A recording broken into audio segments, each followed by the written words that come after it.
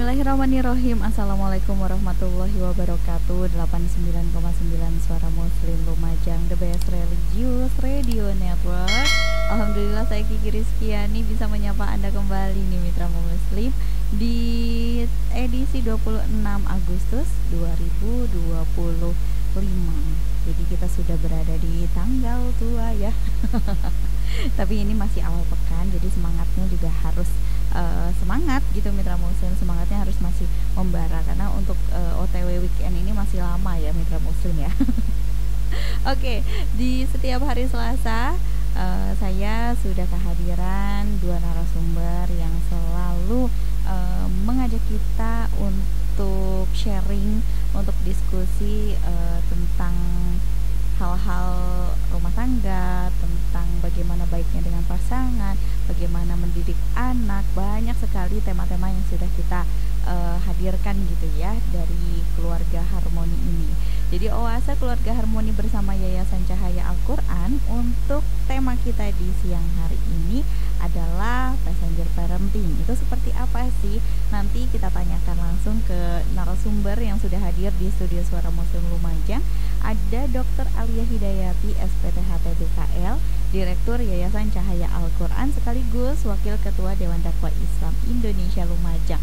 Dan juga ada Ustadz Suharyo AP, selaku Ketua Dewan Dakwah Islam Indonesia Lumajang. Suara Muslim.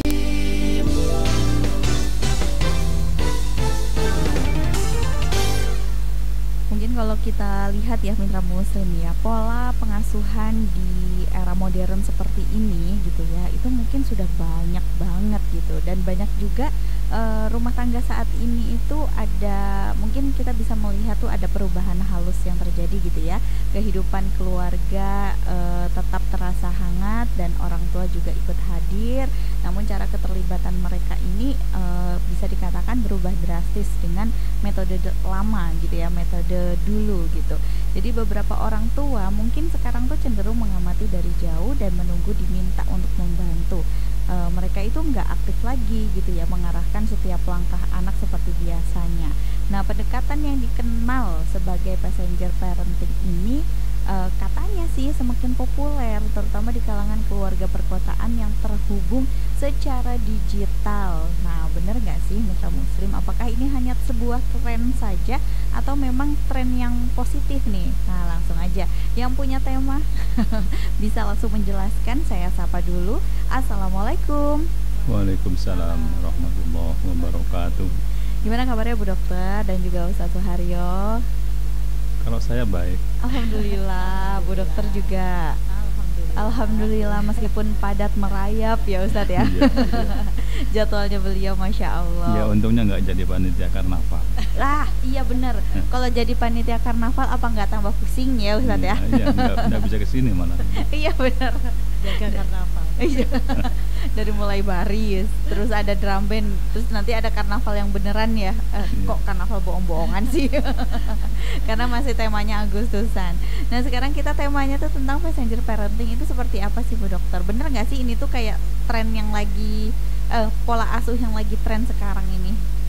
Ya, ini kan passenger parenting itu kan banyak orang tua sekarang ini, ya mungkin dari dulu ya, cuman yang sekarang ini disorot tuh banyak, semakin banyak yang tidak sadar sedang duduk di kursi penumpang dalam pengasuhan perkembangan anaknya. Ya, jadi seolah dalam suatu kendaraan itu orang tua sebagai penonton atau penumpang di kendaraan yang dikendarai oleh anaknya. Nah, bagaimana sih cara orang tua untuk kembali mengambil kendali kendaraan pengasuhan ini tanpa membuat anak kehilangan kendali kemudi kehidupannya. Jadi nggak mendikte, maksudnya begitu, tapi harus berperan aktif. Kalau sebagai penonton nanti cenderung jadi komentator biasanya gitu. Ya kan? Ya kiri kanan gitu. Karena sekedar komentar aja kan biasanya nggak ini ya, syarat dan ketentuan nggak berlaku ya, karena ya bebas aja mau komentar apa aja. Nah, padahal kalau sebagai orang tua tentu harus terlibat aktif dalam pengasuhan, karena ya itu anaknya bukan anak tetangga ya. Iya. Gitu. Nah, maka dari itu kita harus mengembalikan ke tempat semula peran, tidak cuma ayah ya kan, yang biasa disorot nih ayah, karena ayah seolah tugasnya cari uang selesai. Nah, gitu kan. Nah, yang kalau saya pribadi sih melihat tidak sekedar ayah ya, orang tua kedua-duanya itu harus hadir secara aktif ya, baik secara fisik ataupun non fisik, dan juga secara emosional dalam pengasuhan. Kalau bahasa tepatnya itu tidak hadir setiap saat, tapi hadir di saat yang tepat. Oh, jadi meskipun misalkan tiap hari nggak ketemu di talk Ya, gitu ya, tapi ketika misalkan si anak lagi membutuhkan kehadiran orang tua, ada nih orang tua. Iya, jadi dia hadir dengan segenap sumber dayanya gitu. Dengan kekuatan otaknya, pendengarannya, matanya, nggak cuma hadir sudah capek ya gitu-gitu doang gitu loh. Dan ayah atau orang tua demikian itu keberadaannya kadang kan 24 jam di rumah, tapi dia tidak benar-benar aktif dalam mendengar atau menyimak perkembangan putra putrinya. Jadi ini dianggap sebagai penonton, passenger parenting itu. Oh, jadi Ya. cuma liatin aja. Oh ya, gitu ya. Ya. Kamu mau ngapain? Kamu ekskul apa? Terserah gitu ya, Bu Dokter ya. Apalagi kalau pola keluarga yang dominan patriarki ya, di Jawa dulu gitu. Ya, ayah cukup ngasih nafkah, lainnya terserah, bukan urusan ayah. Nah, ini tambah salah banget. Baik ayah maupun ibu sama-sama harus berperan aktif dalam pengasuhan putra putrinya, karena ini nanti termasuk bertanggung jawab loh, ditanya nanti sama Allah kelak kan. Nggak sekedar di dunia, nggak sekedar anaknya sukses secara materi atau secara akademik, tapi yang di Quran tuh kan harus sukses itu ukurannya atau parameternya itu adalah selamat dunia akhirat, jauh dari api neraka kan gitu. Nah, maka dari itu ini kan bukan pekerjaan yang ringan, perlu sejak awal komitmen ya dari kedua pihak ya, baik dari ayah dan ibu, supaya membangun komunikasi dan ikatan emosional setiap saat dengan anak. Jadi mau dekat mau jauh ya, kadang ini akhirnya berpengaruh nih. Yang penting anak sekolahnya atau sudah menikah tuh deket-deket supaya gampang ngawasin gimana, juga nggak diurus ya. Yang jauh-jauh itu nggak diurus, orang tua males dipondokin apa ngomong begitu ya.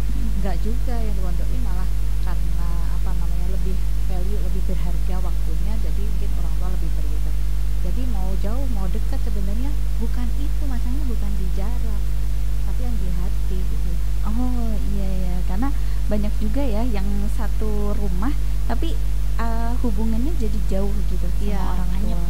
Iya, dingin. Jadi cuma masuk makan terus ke kamar lagi, masuk rumah makan terus ke kamar gitu, muter aja kayak gitu. Iya, tempat transit. Iya, benar-benar transit. Dan itu jebakan dalam keluarga yang monoton ya, yang mungkin konsep pernikahannya sejak awal itu kurang dipikirkan. Mau bagaimana sih, masuk menikah selesai gitu ya, tambah banyak urusannya, tambah banyak masalahnya gitu.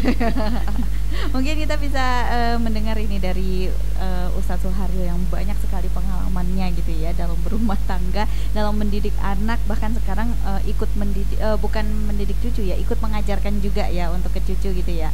Gimana Ustadz? Iya, pengalaman di lapangan belum tentu bisa menjelaskan juga ya. Oh gitu ya. Karena saking luasnya kita harus mulai dari mana. Tapi kalau kita melihat sebuah teori dari tokoh pendidikan, itu kan ada 3 cara bagaimana kita mendidik anak itu supaya tepat. Pertama, istilahnya engarso sung tulodo, di depan menjadi teladan. Ini biasanya berlaku untuk anak-anak masih kecil-kecil. Orang tua harus banyak menjadi teladan, bukan penceramah, apalagi pemarah. Anak itu lihat perilaku orang tua itu sudah nggak usah diberitahu, dia akan mencontohnya. Waktu ada adzan misalnya, orang tuanya sudah terbiasa kelihatan ke tempat sholat, Anak nggak usah disuruh, akhirnya ikut orang tuanya. Itu di depan memberikan keteladanan. Yang kedua, ing madya mangun karso. Di tengah-tengah mereka, orang tua itu harus bisa memberikan harapan atau membangun harapan-harapan ke depan. Mulai menumbuhkan kesadaran bahwa masa depan itu harus ditata mulai hari ini. Dan anak sudah mulai dilatih punya tanggung jawab masing-masing walaupun kecil-kecilan dan baru masuk pintu awal. Jadi orang tua perlu melatih anaknya menjadi pribadi yang mulai beranjak mandiri. Baru yang ketiga tutwuri handayani, yaitu kalau di belakang itu ya memberikan kontrol. Ini biasanya berlaku bagi anak yang sudah dewasa. Orang tua tidak boleh mendikte terus menerus. Dan biasanya orang tua itu menganggap anak selalu sebagai anak kecil maksudnya.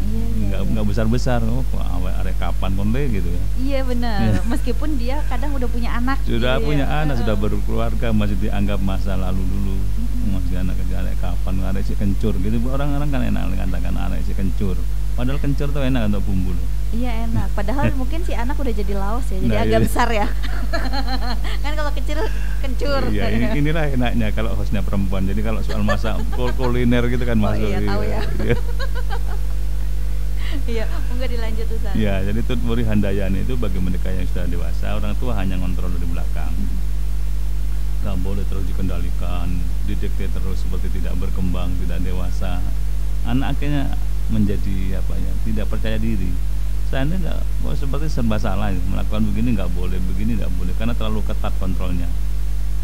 Nah, yang paling penting adalah kita ini memberikan warna di setiap etape tadi dengan nilai dan hembusan nafas agama. Bagaimana cara memberikan keteladanan dengan contoh-contoh agama yang baik, dengan perilaku keagamaan yang ketika kita berada di tengah-tengah mereka, diskusinya itu juga diskusi yang teduh, yang mendorong anak lebih semangat, terinspirasi, termotivasi. Nah, kemudian kalau sudah dewasa, orang tua caranya bagaimana agama itu mendorong setiap orang menatap masa depan dengan optimisme dan tidak boleh suudzon kepada siapapun. Ini cara-cara mendidik. Nah, ini sekarang tadi kan sudah mulai agak katanya sih, mulai orang tua sudah lebih banyak menjadi penonton. Iya. Nah, kembalikan saja kepada hal yang sebenarnya bahwa mendidik itu tidak boleh menjadi penonton, tapi juga sekali-kali kita sebagai penentu bagi masa depan anak. Iya, apalagi untuk anak-anak seusia remaja gitu ya. Betul. Yang mungkin masih penasaran dengan hal-hal yang baru bagi dia gitu ya. Nah, itu kan berarti kita sebagai orang tua juga harus bisa mengontrol untuk anak-anak, mungkin nggak boleh yang ini, sebaiknya yang ini, kayak gitu. Itu masih di ranah yang benar gitu ya Bu Dokter ya. Maksudnya masih nggak apa-apa ya orang tua untuk memberikan hal-hal yang seperti itu. Iya, menurut saya harus dijelaskan ya, nggak sekedar do or don't gitu ya, nggak sekedar boleh atau nggak boleh. Kenapa nggak boleh dijelaskan, kenapa boleh gitu. Dari sudut pandang yang diilmui oleh orang tua, maka jadi orang tua itu nggak boleh berhenti belajar. Jadi ini loh, karena bukan dari sekedar dari pengalaman, tapi dari ilmu atau dari ensiklopedia yang dibaca itu gitu. Jadi bukan sekedar menurut pendapat pribadi. Oh iya. Pendapat pribadi kan hawa nafsunya sendiri nih. Iya, aku nggak suka ini, pokoknya anak nggak boleh ini gitu. Karena aku nggak suka. Iya, atau nanti aku repot nanti. Iya bener. Nanti aku repot kalau anakku gini gitu. Iya, jadi itu karena hawa nafsu ya Bu Dokter ya. Iya, nanti aku kerepotan, nanti kalau banyak tanya apa tuh aku kan gitu, ada juga yang gitu. Padahal saya lagi me time scroll HP semua gitu ya. Padahal udah dari pagi scroll HP terus. Yang ditonton ada aja gitu. Oke, nanti kita lanjutin lagi Ustadz dan juga Bu Dokter. Kita jeda dulu ya. Untuk mitra muslim juga yang mau gabungan di sini, ikut berdiskusi juga boleh di 0811 3400 899. Kita tetap di Oase Suara Muslim Lumajang. Ya, terima kasih mitra muslim yang masih setia bersama kami di Oase Keluarga Harmoni. Di sini sudah ada yang menyapa kita bertiga, Ustadz Suharyo dan juga Bu Dokter. Assalamualaikum. Waalaikumsalam Randu Agung menyimak Abah Suharyo. Semoga Ustadz Suharyo, Dokter Alia dan Kak Kiki sehat selalu, diberi usia yang berkah. Terima kasih. Ini dari Bapak Rohmat Jayadi. Masya Allah, ini kayaknya fansnya Ustadz Suharyo ya. Dan Kemarin masuk. Dan juga Bu Dokter dong pastinya, karena beliau berdua ini kemana-mana ya pasti kalau ada Ustadz Suharyo ada Bu Dokter gitu ya. Kalau dalam urusan sosial Saya pengintil. enggak sih ya. Udah ini mau mengikuti jejaknya dari Ustadz Suharyo, ketuanya ketua gitu ya, banyak sekali. Itu yang disebut dengan Ingmadho Bangun Karso. Nah, di tengah-tengah bareng-bareng membangun harapan masa depan. Oh iya, benar banget ini. Sama-sama di Dewan Dakwah, ya kan? Meskipun agak gimana ya Bu Dokter ya, aduh banyak schedule-nya ini. Nah, beliau sekarang ketua ICMI loh. Oh iya ya, Bu Dokter ketua ICMI ya sekarang ya? Belum pelantikan, tapi formatur sudah menetapkan. Oh gitu ya, oh Masya Allah, berarti ini narasumber saya semakin sibuk kayaknya ya. Alhamdulillah sudah masih menyempatkan waktu untuk siaran bareng di sini. Kita masih membahas tentang passenger parenting. Ini kalau misalkan dilihat dari metodenya gitu ya, metodenya kalau passenger itu kan hanya kayak menonton aja gitu ya. Ini dampaknya kepada si anak dalam perkembangan mereka, apa ya, bertambahnya usia, bertambahnya perkembangan lainnya gitu. Itu seperti apa, Bu Dokter atau Ustaz Suharyo? Ustaz Suharyo dong, pakarnya. Oh pakar. Ya, kalau bicara teori ya, akan ada istilah itu laissez-faire. Laissez-faire itu diberikan kebebasan sebebas-bebasnya oleh orang tua. Orang tua sudah tidak mau tahu, tidak mau ikut campur. Anak merasa bebas memang, tetapi tidak terkendali, tidak ada yang kontrol. Sehingga ada sisi negatifnya kalau orang tua membiarkan anak, dibiarkan tidak pernah salah, tidak pernah dikoreksi, itu nanti akhirnya anak menjadi diri sendiri tanpa kontrol ya. Kemudian melangkahnya itu seenaknya sendiri. Padahal kontrol orang tua berdasar pengalaman itu penting untuk ditularkan kepada anaknya. Yang pertama, yang kedua, jangan menjadi pemimpin atau orang tua yang sistemnya itu sentralistik. Pokoknya harus dari saya. Semuanya konsep harus dari saya. Kalau bukan dari saya, bukan anak saya. Wah, serem amat. Serem amat. Karena orang tua merasa dilangkai. Iya. Ada tipe-tipe yang seperti itu. Jadi harus dari saya, harus konsultasi dengan saya. Kalau enggak saya nggak mau tahu, nggak saya dukung. Sudah biarkan melangkah sendiri. Kalau perlu nggak saya biayai sekolahnya. Gitu. Itu ada yang tipe seperti itu. Nah, anak merasa terkungkung, tidak punya kebebasan, takut salah, mau melangkah, tidak ada inovasi, tidak ada kreativitas dan seterusnya. Nah, ada juga tipe-tipe kepemimpinan atau mendidik anak itu yang modelnya itu model demokratis, nah, serba diajak dialog, ada suasana dialogis. Ini yang enak. Islam sendiri mengajarkan suasana dialogis. Seperti Nabi Ibrahim ketika akan menyembelih Ismail, itu kan ditanya, wahai anakku, aku semalam bermimpi, 3 malam bermimpi untuk menyembelihmu. Bagaimana menurut pendapatmu, nak? Nah, anaknya masih ditanya, padahal Nabi Ibrahim sudah tahu itu firman Allah, perintah. Nah, dalam mendidik anak, kalau kita menggunakan sistem dialogis, berdialog, orang tua perlu mendengar suara anak, suara hati anak seperti apa, dengarkan dulu, baru diputuskan bersama-sama, termasuk di dalam menentukan calon pilihan pendamping hidup. Orang tua tidak boleh kemudian, saya sudah punya calon itu, yang itu, mau tidak mau harus itu, ya. Iya kalau cocok, kalau nggak cocok. Padahal berkeluarga itu katanya Bu Dokter kan ibadah paling panjang, ya kan. Jadi kalau kita nggak cocok dari awal, nggak nyaman, menjadi siksaan sepanjang hidup. Jadi harus ada sistem pendidikan yang demokratis, yang mengajak dialog, mendengarkan isi hati suara anaknya itu, sehingga anak merasa didengar, diorangkan, dihargai dan seterusnya. Jadi memang ada banyak banget gitu ya. Metode-metodenya gitu ya, atau sifat ya, sifat-sifat ya itu sikapnya dari orang tua dalam mendidik itu seperti apa gitu. Memang paling enak ya demokratis itu ya. Iya. Ya termasuk kita sebagai rakyat juga kan pengennya juga bersuara gitu ya. Jadi kesana. Oke, kalau dari Bu Dokter gimana Bu Dokter, kalau menurut Bu Dokter tentang metode passenger parenting ini dampaknya? Ya, dampaknya sih ke anak jelas, anak kehilangan sosok orang tua yang seharusnya. Kan orang tuanya nggak jarang mengarahkan, ya jarang memberikan himbauan atau dorongan seperti itu untuk jadi sosok yang diteladani ya. Jadi anak akan sakar PD seperti yang sudah dijelaskan Ustaz Surya tadi. Kemudian berikutnya mungkin anak makin tertutup, ya kan, nggak mau terus terang atau bercerita karena menganggap cerita nggak cerita nggak ada manfaatnya. Orang tuanya juga nggak paham, nggak bisa dimintai pendapat.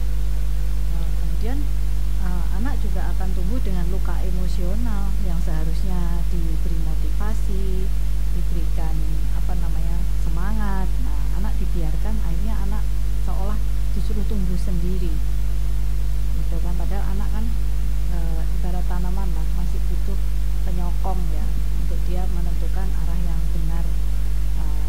benar seperti apa, yang salah seperti apa.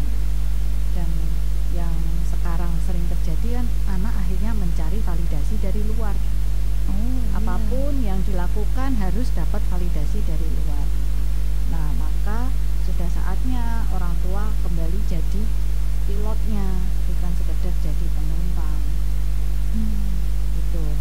Nah, kadang-kadang orang tua juga tidak pede ya untuk menjadi pilot karena kurang ilmu.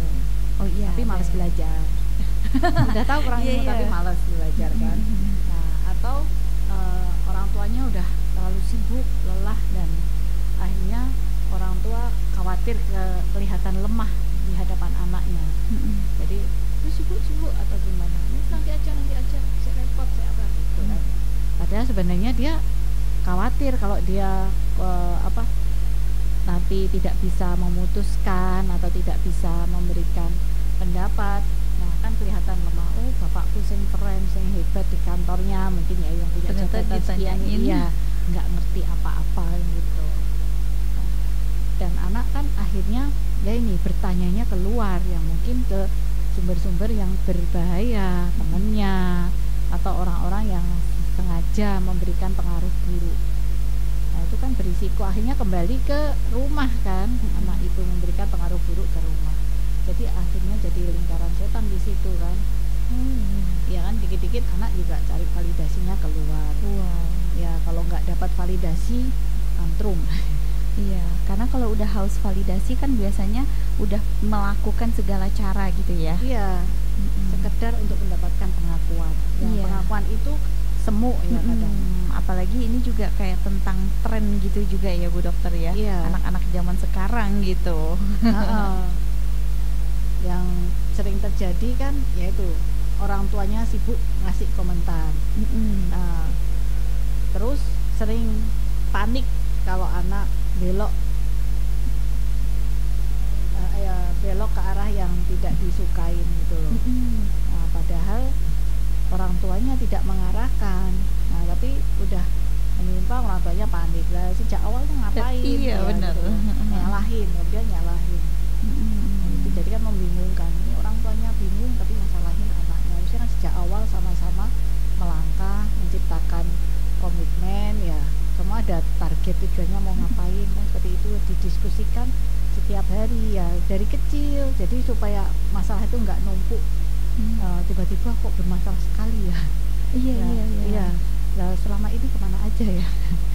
Kadang juga orang tua akhirnya kan jadi kayak menyesal gitu ya, wah anak saya kok jadi seperti ini gitu, karena memang dari awal tidak dikontrol gitu ya, karena dari awal memang kayak sudah dilepas aja gitu, kamu maunya apa ya udah ini saya kasih gitu, kayak aku maunya handphone kasih, aku maunya motor kasih gitu.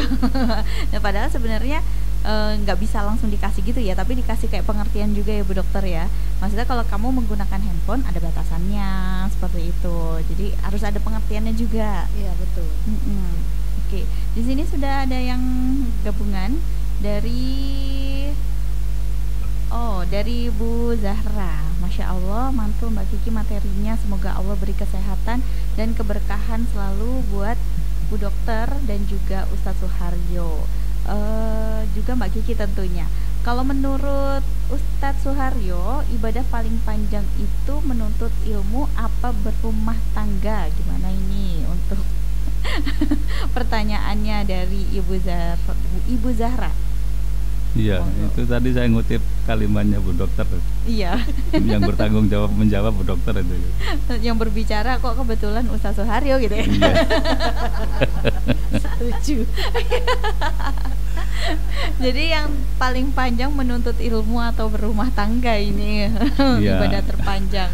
Kalau dari sisi waktu itu sama-sama panjangnya keduanya itu. Di dalam berumah tangga memang kita harus banyak belajar terus. Jadi tidak pernah ada kata akhir belajar. Dan di dalam berumah tangga itu memang semuanya bernilai ibadah.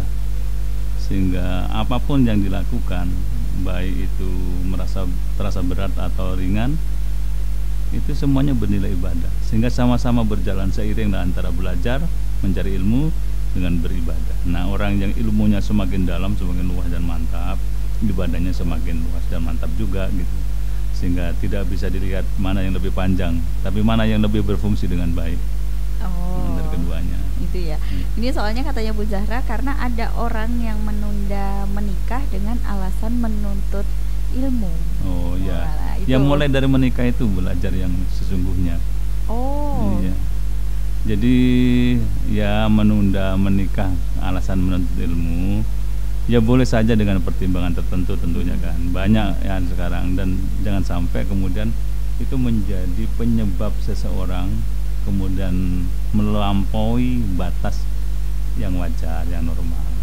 Saya banyak titipan ya dari bapak atau ibu yang anaknya tidak segera mendapatkan jodoh sampai usianya boleh dikatakan lebih dari semestinya, orang tuanya malah gelisah.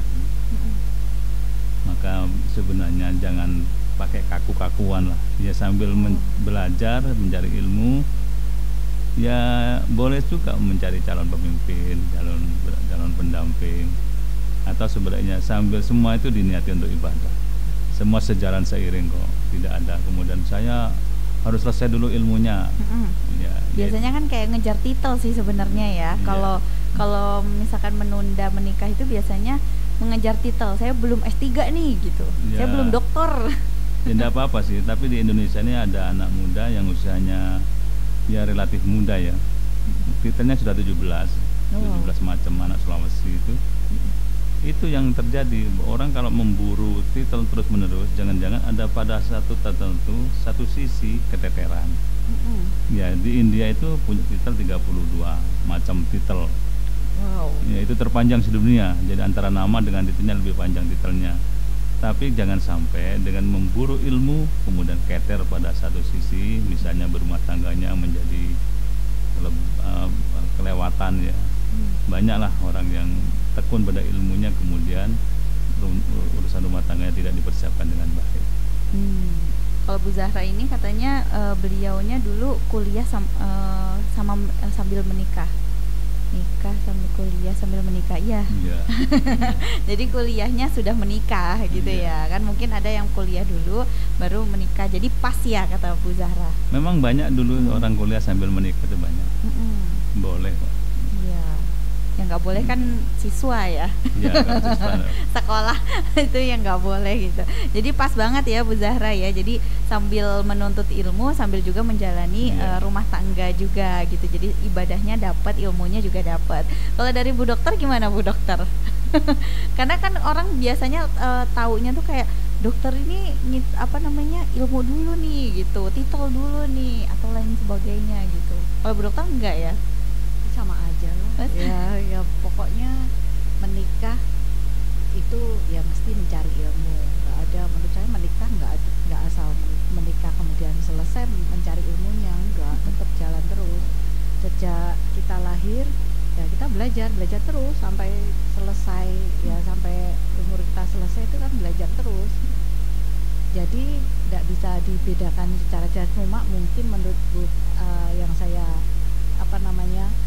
pahami, mungkin menurut Bu Zahra itu yang pendidikan formal mungkin ya.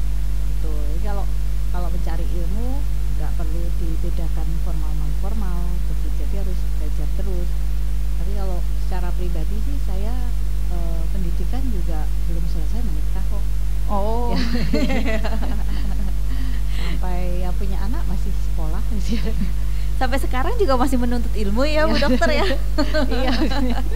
Jadi mungkin itu sebenarnya kalau untuk menuntut ilmu bukan yang formal gitu ya, maksudnya itu emang tiap hari gitu ya Bu Saya Dokter sekolah ya? spesialis, saya punya anak, saya menikah, jadi belum selesai spesialis saya sekolah.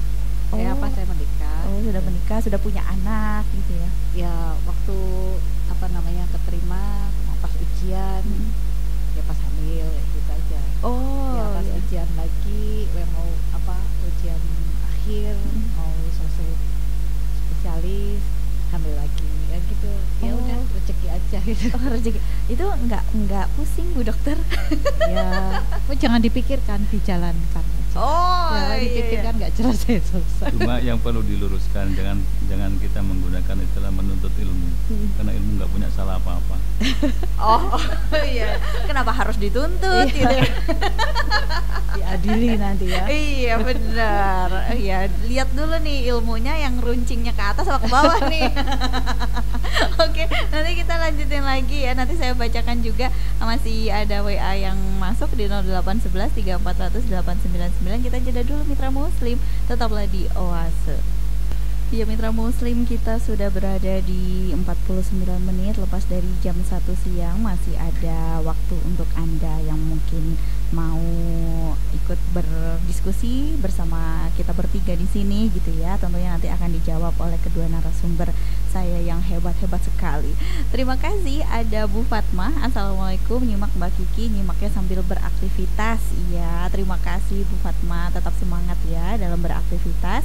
Buat mbaknya salam ceria Mbak Kiki karena selalu ceria gitu. Semoga Ustadz Suharyo dan Dokter Aliyah ini sehat-sehat selalu. Amin. Terima kasih Bu Fatma. Semangat untuk beraktivitas siang-siang. Biasanya siang-siang gini bawaannya ngantuk gitu ya. Tapi Bu Fatma masih beraktivitas nih. Terima kasih juga untuk Bu Zahra, tadi sudah ikut berkomentar, ikut bertanya juga, dan juga yang ada di Randu Agung. Randu Agung ini sebelah mana ini Ustadz Suharyo? Kalau Pak ini Rohmat Jayadi Dekatnya SD Randu Agung. Iya. Oh. SD 1. Oh, kalau saya dulu pernah punya teman di Kali Dilem. Oh, iya. Beda ya? Beda. Oh, tapi Randu Agung kan? Ya? Cuma beda ya? Iya, kecamatannya Randu Agung. Oh, kecamatannya Randu Agung. Oh, ada ya desa Randu Agung, kecamatan Randu Agung gitu ada ya? Ada. Oh, ada. Ya, kita sambil membedah lokasi-lokasi yang ada di Lumajang gitu ya. Ya, karena pendengar kita kan sebenarnya tuh ada banyak banget. Cuma mereka itu kayaknya mau nyapa kita mungkin malu-malu ya Ustadz ya.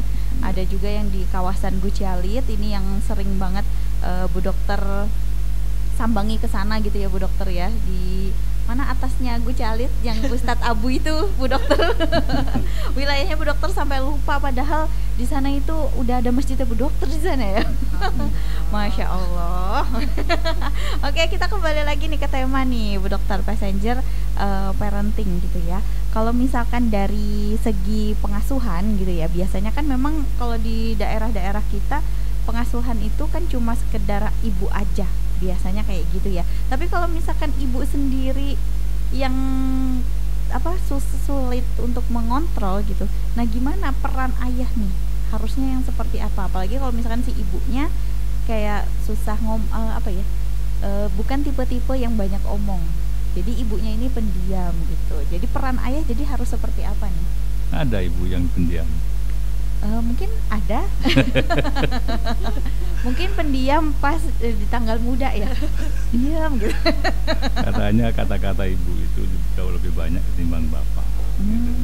Cuman begini, bapak dan ibu itu dalam tugasnya masing-masing itu saling melengkapi. Seorang ibu itu melatih kepada anak tentang kelembutan dalam hidup. Diajari anak itu bersikap lemah lembut, santun. Bapak itu melatih ketegasan, keberanian. Jadi anak laki-laki, dilatih keberaniannya, ketegasannya, sehingga tidak tolak-toleh kalau akan memutuskan sesuatu. Itu yang melatih bapak.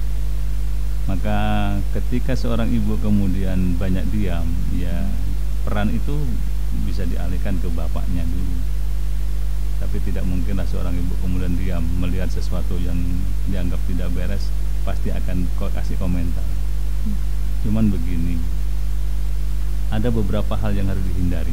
Satu, seorang ayah atau ibu jangan gampang menyimpulkan tentang karakter si anak. Dasar kamu ini anak nakal, itu kan kesimpulannya. Belum tahu, belum penelitian macam-macam. Dasar kamu ini cerewet, katanya anaknya ya. Anak cerewet itu ya jadi bahan gunjingan orang tua. Itu kalau kita sering cepat mengambil kesimpulan. Yang kedua, jangan sering kita memberikan komentar negatif.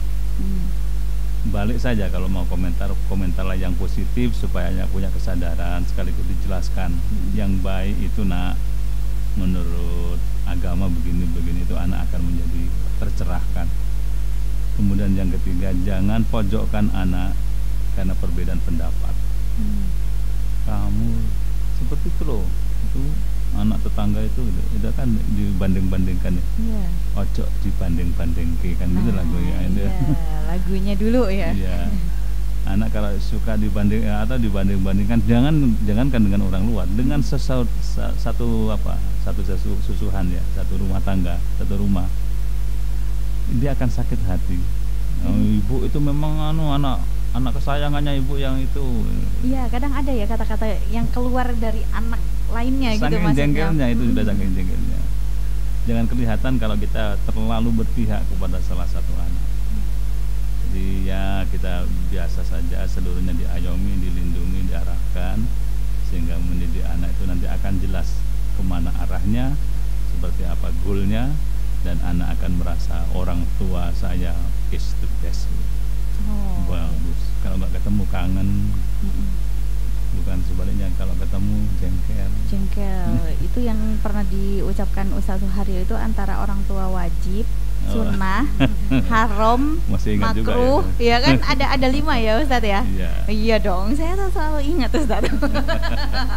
Karena kan di sini tempatnya saya belajar dari pengalaman Bu Dokter, dari Ustaz Suharyo juga, gimana jadi orang tua yang baik dalam mendidik anak itu seperti apa. Kadang kalau misalkan anak saya mendengarkan gitu ya, kadang ikut di sini gitu. Jadi kalau misalkan saya tidak menerapkan apa yang diomongin oleh narasumber atau saya mengangkat satu tema gitu, tadi Bunda siarannya gini gitu. Bagus itu, bagus. Iya, katanya gini. Iya ya, jadi saya tuh kayak jadi harus banyak belajar gitu. Jadi itu pengingat juga nih anak-anak gitu. Kadang ngedengerin saya siaran juga. Tadi lo katanya ustadznya gini, katanya Bu Dokter gini, kok Bunda gini. Ya itu ya, kan saya masih manusiawi ya Bu Dokter ya, Ustadz ya. Memangnya sini bukan manusiawi. Udah banyak sempurnanya lah. Nilainya mungkin udah nilai 9. Kalau saya masih 6, kebalikannya. Jadi di sini kita sama-sama belajar ya mitra muslim ya. Terima kasih untuk mitra muslim yang selalu mendengarkan Keluarga Harmoni gitu ya. Karena kita juga pinginnya menampilkan atau menghadirkan sesuatu yang bermanfaat untuk mitra muslim semuanya. Baik, untuk closing statement dari Dr. Aliyah dan juga Ustadz Suharyo, monggo. Orang tua tuh nggak harus selalu posisi sopir ya, kadang-kadang juga bisa jadi navigator, tapi intinya kan harus bekerja sama antara ayah dan ibu. Jadi harus terlibat dalam keputusan yang besar untuk anak, jangan mudah berlepas tangan dan baru muncul pas sudah kejadian kayak gitu kemudian menyalahkan. Nah, mulailah dari sekarang kita menyadari kesalahan-kesalahan kita supaya belum terlambat untuk berubah dari passenger parenting ini. Oh ya, dari Ustadz Suharyo. Ada hadis yang sangat terkenal yang menyatakan al-jannatu min aqdamil ummahat. Surga itu berada di telapak kaki ibu. Itu bukan hanya untuk ibu loh. hadis ini juga untuk anak. Anak itu harus tunduk patuh pada orang tua supaya dia bisa diarahkan menuju surga.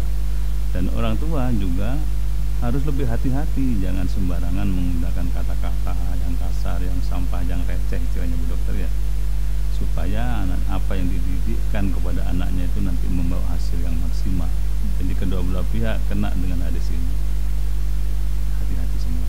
Oh, ya, oke, baik. Terima kasih banyak Bu Dokter dan juga Ustadz Suharyo. Semoga diskusi kita di siang hari ini membawa manfaat untuk mitra muslim yang mendengarkan. Sekali lagi terima kasih. Assalamualaikum. Assalamualaikum warahmatullahi wabarakatuh.